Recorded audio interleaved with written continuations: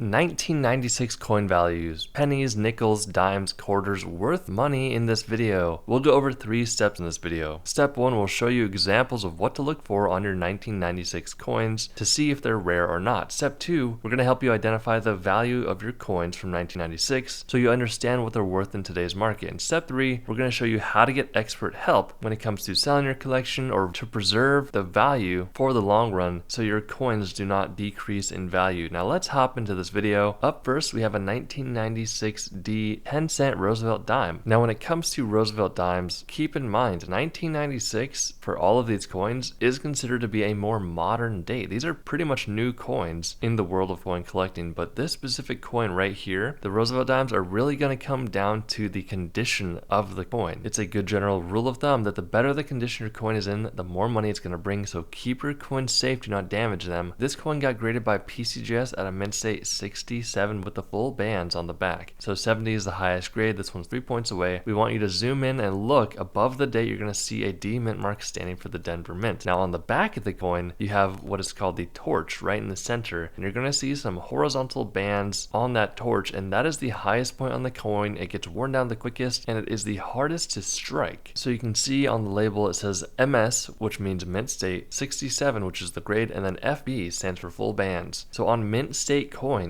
people really want the full bands on the back, and it's not always easy to get that, but that does increase the value. Someone turned a 10-cent Roosevelt dime into 47 bucks. Now this 1996D quarter sold for $109. That is a lot of money for a little quarter. Now if you come across a coin like this, what should you do? Now the chance of you coming across a mint state 68 graded coin in pocket change is slim to none because the condition is not really going to be there, but you still want to pay attention because the coin could be worth a lot more money than just one little quarter. This example is from the Denver Mint once again. Now wherever the coin is minted can play a factor depending on how many coins were minted for that specific mint. This coin weighs 5.67 grams and has a metal composition of 75% copper, 25% nickel. Because this quarter graded so highly by PCGS at a 68 mint state grade, it sold for $109. Now here we have a memorial cent coin from 1996, once again a D mint marked coin. This one however sold for 504 bucks for a little penny coin, and it mainly boils down to the grade of this coin. This one got graded by NGC at a mint state 69. This coin weighs 2.5 grams with a metal composition of 99.2% zinc and 0.8% copper. Did you know that was the metal composition of this coin? Leave a comment down below saying yes or no, and if you didn't know that, that's completely fine because now you do know the metal composition of this coin. Once again, this 69 grade allowed this coin to sell for $504. If this would have got the perfect grade of 70, it would have sold for a lot more money. We expect it would have sold for $1,000 to $2,000. The last thing I want to talk about on this coin is the fact that it got designated as a red coin. So these coins can come either red, brown, or brown depending on environmental conditions and the type of planchet the coin is struck on. People typically want a red coin because it's closer to the mint state design of the coin. That is what people want. Red coins typically look better, but there are plenty of red, brown, and brown coins that have brought way more money than red coins. So don't write your coin off just because it's not a red coin. But let's hop into the next coin. $900 for this 1996 1-cent coin. Now this example does not have a mint mark. If your coin does not have a mint mark, there is a good probability that it was struck at the Philadelphia Mint. It is very apparent that something wrong is happening to this coin, and that is because collectors call this a die-capped coin. So during the minting process, there's an error that occurred that causes this look. This is not something that you can replicate in your garage with a tool or anything like that. And if you were to send it into a company like Annex or NGC or PCGS, which are all reputable, they would easily be able to tell if the coin was altered or not. This came right out of the factory, the US Mint. Now there are questions out there of are there mint employees actually doing this on purpose and then later selling them for a lot of money? That is possible. We're not accusing anyone. There's no way for us to actually tell if that's the truth or not, but do keep in mind it's something that does cross the mind because you see all these big values of coins. What's stopping someone from going into the US Mint, striking a coin like this, putting it in their pocket, it's just a penny, no big deal, and then selling it for $900 like this person did? $1,800